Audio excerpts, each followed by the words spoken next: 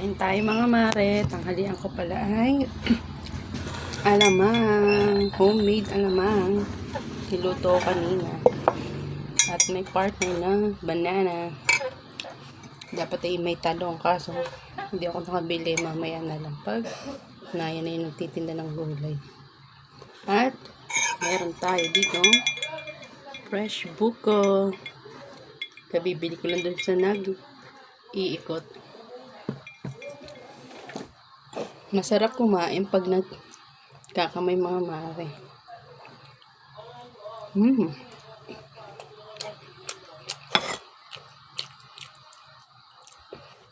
Niluto pa ng alamang ay walang asukal.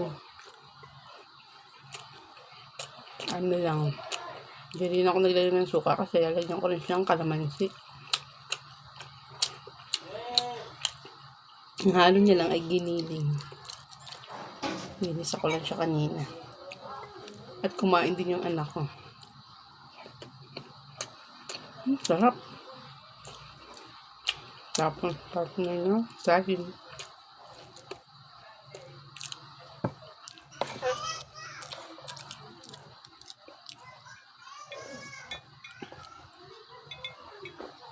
Ay.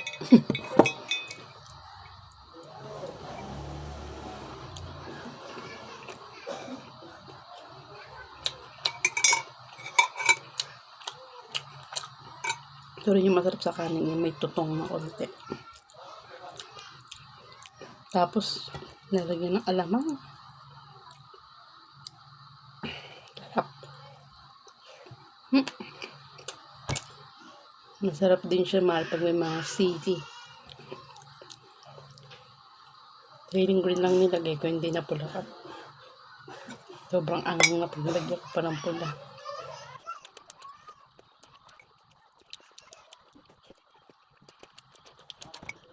Hipon ulit. Kahapon ulam namin hipon naman na malagay.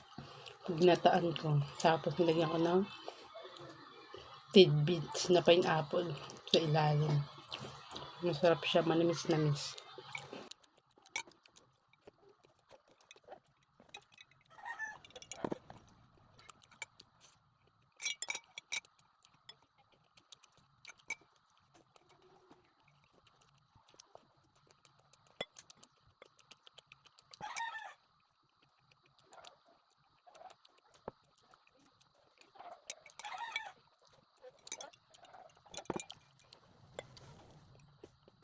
Ang sarap itong mga mare pag may mangga.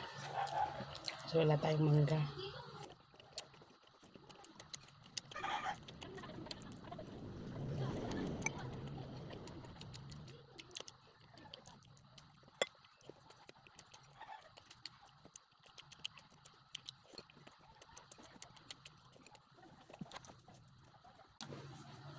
$1.8 na pala mga mare yung hapon. Galing pa pala ako sa taas. Nagbenta ko ng ice candy sa trabaho ng asawa ko. Kaya, ayan, inabot na ako ng alauna. Kumain. Hanggang dito na lang aking video mga mare. Salamat sa panonood. Follow for more. Bye!